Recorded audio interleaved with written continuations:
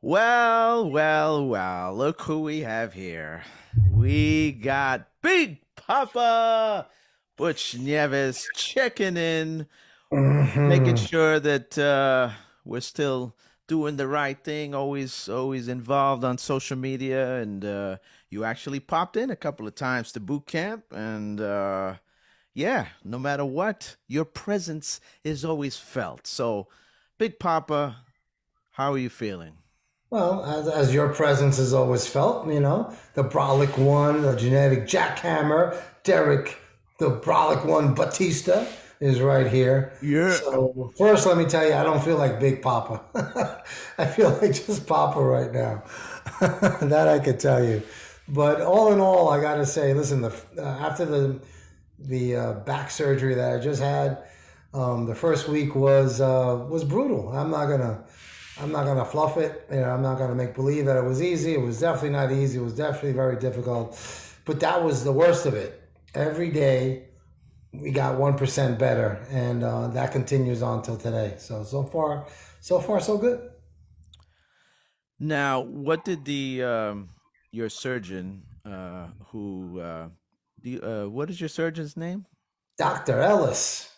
Dr. Ellis, who quite frankly has said that he did a tremendous job on He your was very back. proud of himself. Yes. Yeah, which was okay by me because he looked at the pictures when we took the follow up X rays 2 weeks later, and he says, "Man, that's perfect." And I said, "Hey, man, that's what I want to hear." So he was very excited as I was, and I was fond of the fact that he was so proud of his own work. So, needless to say, his prognosis is very good as far as your future and remaining on this planet Earth in terms of your activity. He also mentioned that there would be no limitations as to what you can do. Now, that's a pretty broad thing to say. When he says something like that, how do you take that? What's your perspective on that kind of Let me prognosis? let me lay some of the foundation. The first thing he said for the first 8 to 12 weeks, depending on how my rehabilitation goes, the big thing they kept on stressing was BLT, BLT, no bending, no lifting, and no twisting. Those are the main things not to do. We have a CT scan scheduled for mid-April. I got the operation at the end of January, so just to make sure everything is healing and everything's going right. But he said after 12 weeks that he doesn't see me having any restrictions, as far as whatever I want to do going forward. Now I take it as as a normal human being going forward and doing the normal things somebody would do. Obviously he's not a professionally ranked power lifter or bodybuilder or strength athlete as I used to be. So he doesn't think that I'm going to go out there and try to deadlift 700-800 pounds, which I'm not. Just let's get that clear. That is not in my future, nor does it want to be in my future. I don't want any part of that. But as living a normal, healthy life, he says I should be able to do all the things that I want to do, which I'm really excited about, which is exactly my goal is to lead, as you know, a pain-free, healthy life. Now, this is not your first rodeo. This is one of many surgeries you've had in your life. How would you compare this surgery to perhaps some of your others, maybe even with the knee replacements? I know they're apples and oranges, but Looking back now, I would say, listen, the knee operation um, was equally as brutal, but the pain seemed to last a lot longer. My knee pain seemed to last. Severe knee pain lasted for a long, long time, for 6 to 8 weeks, I remember. So it was like it would never go away. The back, I could say every day I did feel a little bit better, a little bit better. And right now, what are we, 3 weeks post op? you know? And, if it wasn't for the restrictions of bending and lifting and all that, I mean, I could, believe me, I could tell that I had surgery in the back, but it's not terrible. It's not, the pain, a simple Tylenol and I'm feeling okay. That's the pain surgery. oh man, I needed something stronger than that. That wasn't letting go at all, you know? Yeah. Now, every day you said you 1%, right? You said is it Yeah, 1% I every got day? that from my friend Rich Politano because he had a back surgery in October, so he was kind of similar, a little bit different. They did different type of fusions, but same thing. They had to open him up. They had to put some nuts and bolts into him, as they did with me. Different at different levels, different areas of the spine. But he said, "Hey, Butch, you got to take it 1% at a time. 1% better every day. That's how you got to look at it." And I said, "Man, that's perfect the way to look at that." So that's been my motto ever since: 1% every day. Well, everyone's been asking for you, and those who haven't had the opportunity to see you when you popped in, and constantly asking me, "How's Butch doing? How's Butch doing?" And You just can't stand I, that guy. it's just I'm just at my wits' end because, as you know, I like all the attention. Yeah, but now wait Uh, till I get back. I'm going to have even more attention. I know, and it's just eating at my gut. I'm sick of it. But so far, Papi Chulo, Angelo, he's holding down the fort as now Valerie, who is now part of the team, and Sam, Yourself, and yourself as well. yep, and myself, and things have been going really well. The baby beast in there helping out too. Absolutely, Sam is always being obnoxious and doing her thing. Yeah, that's what she's there And for. that's what she's there for, keeping me in check and all that good stuff. But in terms of how you even got here, why you even had to get the back surgery, um, for someone younger, for those who are exercising now, and even in our own house, what would you advise them in terms of training and moving forward, and perhaps listening to your body when it's not feeling up to snuff?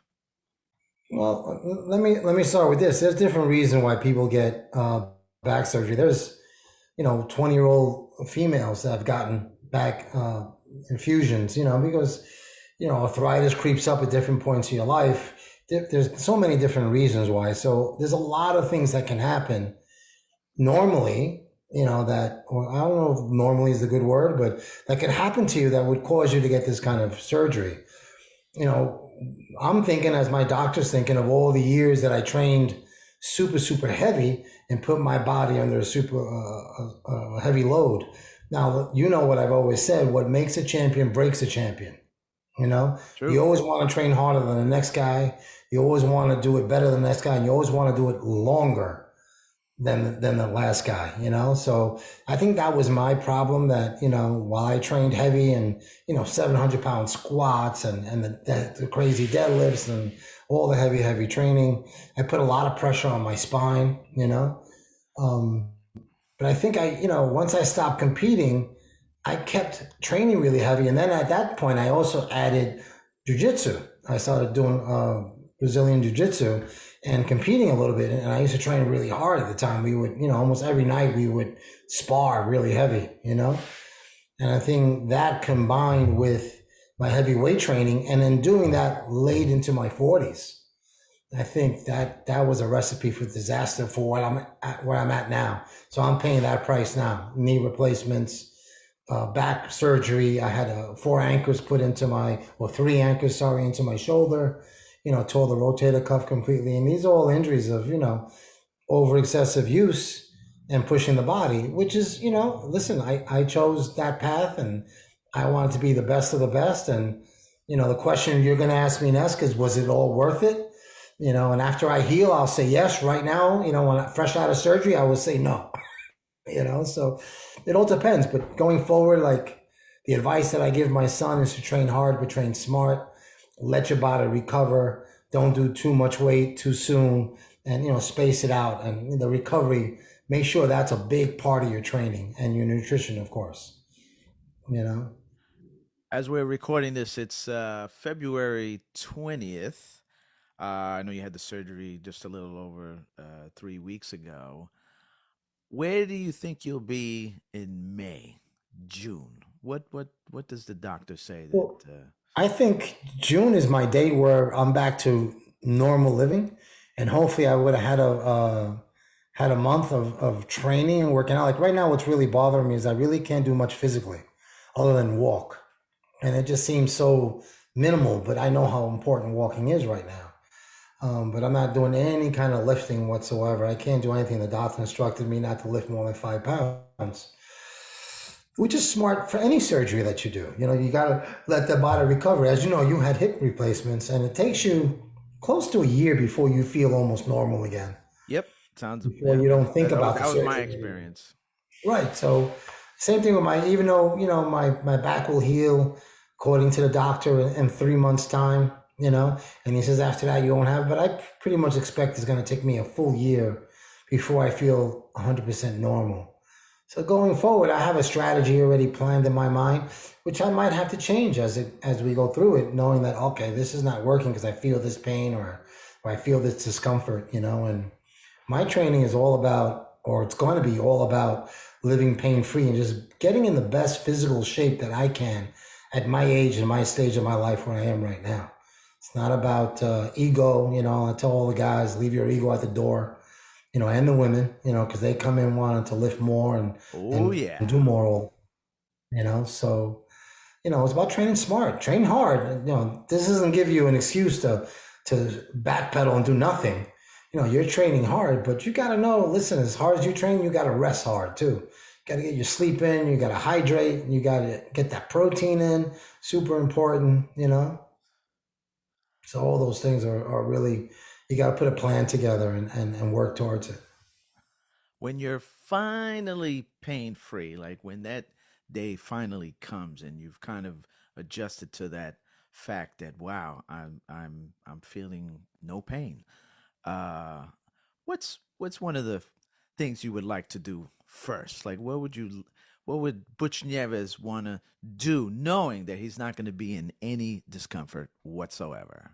Strangle you, maybe? Gonna take you down and strangle you, maybe? I, That you know, may be second or third. I let's just That's first. pretty high on my list. I don't know what you're talking about. So don't mess around with my order. This is my stuff. Fair enough. Fair enough. Hey, listen, I just want to, I want to enjoy myself. I like, I think about going back to jujitsu once in a while. And, I've accomplished a purple belt, which by this time I should have been a black belt, way past that. But, I'm not sure if my body will allow me to do that, but at that point in time, it's all about learning your self defense moves and all that. And I am with a great group of guys, Mike Casey and the Hells and Gracie Jiu Jitsu School.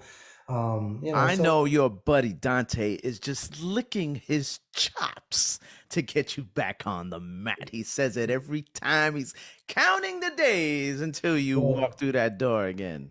Hey, my other friend Aaron said you got. I promised him the first roll after Oh my they get God. back. So everybody's lining up ready to kick my butt.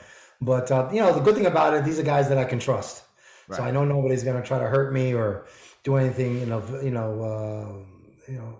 mean wise or anything like that. Maliciously in any way or form. But that's one of the things I like to do. And other than that, man, I just want to live life and relax and do a little traveling if I can. I mean, before sitting on a plane was difficult. Mm, All these little things that people take for yeah. granted. I Oh couldn't, yeah. I couldn't walk for more than a block. Yeah. I couldn't, I would love to go to the beach and just take a walk in the sand, bro. I mean, just Yeah. nice sand. Take my dog for a walk and just enjoy that. I haven't been able to enjoy that in years. I couldn't walk for more than a block, and I couldn't stand for more than 20 minutes before the intense burning and Mm, pain would start on my back and radiate down my legs. And it got worse and worse. And you saw me in the gym. sure. Every time I was training somebody, I'm sitting down on my ass. And if you did that, I'd be yelling at you. But meanwhile, I can't even do that, right? So, True.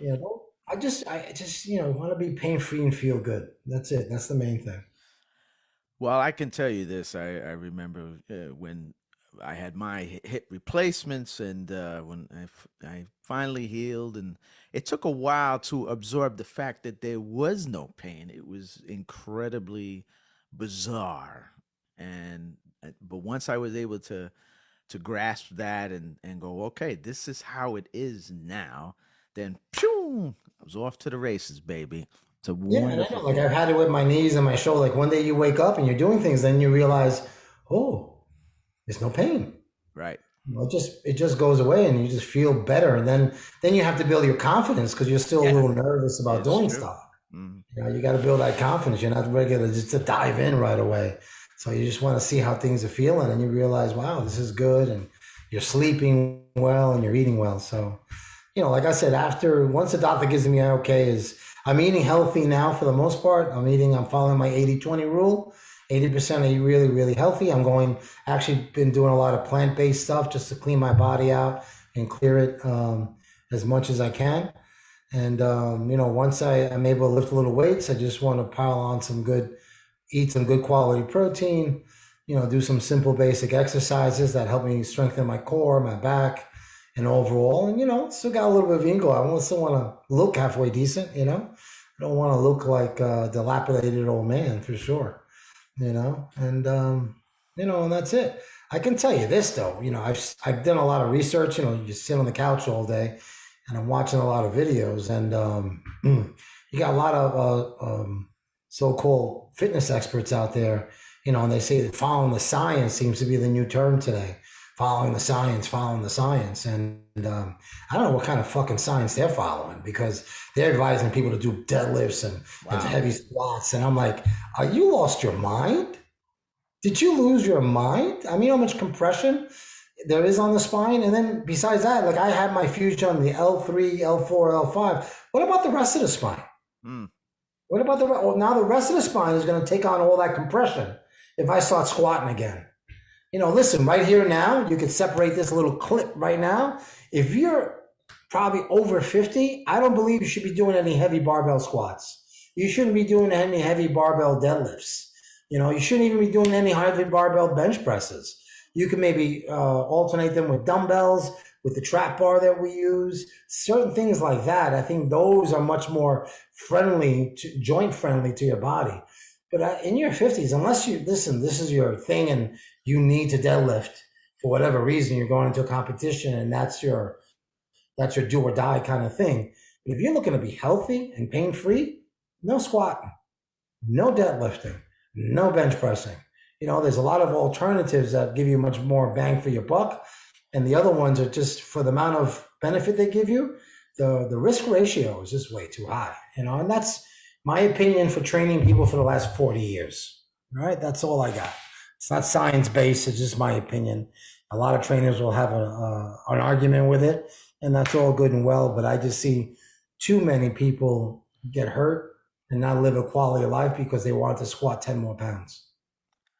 Sounds like the title of your next book. No squats, no benching, no deadlifts. Yeah, that actually might be a good idea. Right? Let me get to writing. Hold on. That's my philosophy. I don't see it. And this comes from a guy, right? I was former Mr. America USA, Yep. did a ton of powerlifting competitions, you know. And I used to love being super strong. And it's not that I don't want to be strong now, but I want to be safe and I want to be pain free.